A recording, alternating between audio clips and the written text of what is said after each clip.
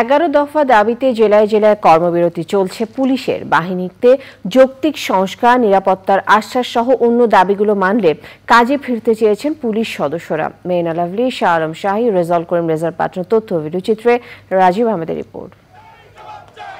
বৃহস্পতিবার Rangpur metropolitan police লাইন্সে constable থেকে SI পদমর্যাদার প্রায় 350 পুলিশ সদস্য বিক্ষোভ করেন। পুলিশকে দ্রুততম সময়ে স্বতন্ত্র, বৈষম্যমুক্ত, রাজনৈতিক হস্তক্ষেপ মুক্ত এবং শতভাগ পেশাদারিত্ব ও জবাবদিহিতামূলক বাহিনী হিসেবে গড়ে তোলা, মেধা ও যোগ্যতার ভিত্তিতে অফিসারদের মূল্যায়ন ও পদোন্নয়ন সহ 11 দফা দাবি জানান তারা। থানাতে বা ফাঁড়িতে বা পুলিশ লাইনে নিরাপদজনিতভাবে তাদের সেবা দিতে পারে এবং নিরাপদজনিতভাবে থাকতে পারে, এই প্রত্যাশা। আমরা হুকুমের গোলাম জাস্ট ভাই আমাদের উপর ক্ষিপ্ত হয়ে ভুল করতেছে।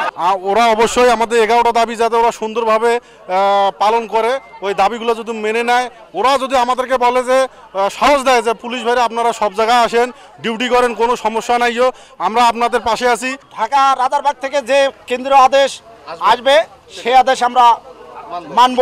দেশের এই সংকটে আইন শৃঙ্খলা রক্ষা সহ পুলিশ বাহিনীর মনোবল চাঙ্গা করতে সকলের সহযোগিতা চেয়েছে রংপুর মেট্রোপলিটন পুলিশ। আমাদের পুলিশ লাইন্স, আমাদের ডিবি অফিস, আমাদের ট্রাফিক অফিস, আমাদের এই আমরা অফিসগুলি সচল রেখেছি এবং জরুরি কাজগুলি আমরা সম্পাদন করছি। আর নিরাপত্তার বিষয়টি আমরা আপনাদের সকলের সহায়তায়, ছাত্র জনতা, রাজনৈতিক নেতৃবৃন্দ সকলের সহযোগিতা আমরা করব। আপনারা আমাদের পাশে থেকে একটা কর্ম পরিবেশ তৈরি করে দেন। আমাদেরকে বাইরে গেলে যেন আমাকে লাঞ্ছিত হতে না হয়, আমি আক্রান্ত হতে না হয়, আমাকে যেন কথা শুনতে না হয়, আমি আমার দায়িত্ব পালনের ক্ষেত্রটা আপনারা তৈরি করে দেন।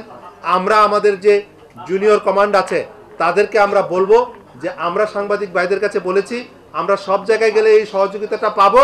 এই আশ্বাসটা পেলে আমার বাহিনীকে যখন মাঠে যাবে তখন সে যেন নিশ্চিন্তে তার নিজের নিরাপত্তা নিয়ে তাকে ভাবতে না হয়, তখনই সে আপনার নিরাপত্তাটা সে পূর্ণাঙ্গভাবে দিতে পারবে। দিনাজপুরেও কর্মবিরতি চলছে পুলিশের। বৃহস্পতিবার জেলা পুলিশ লাইন্সে বিক্ষোভ করেছেন তারা। স্বাধীন কমিশন গঠন, পুলিশ বাহিনীকে সংস্কার করে দলীয় প্রভাব মুক্ত জনগণের কল্যাণে নিয়োজিত করতে হবে। আমরা যে রঙের ইউনিফর্ম পরিধান করে কলঙ্কিত হলাম, সেই পোশাকের রং পরিবর্তন করে কনস্টেবল থেকে আইজি পর্যন্ত একই ড্রেস কোড হতে হবে।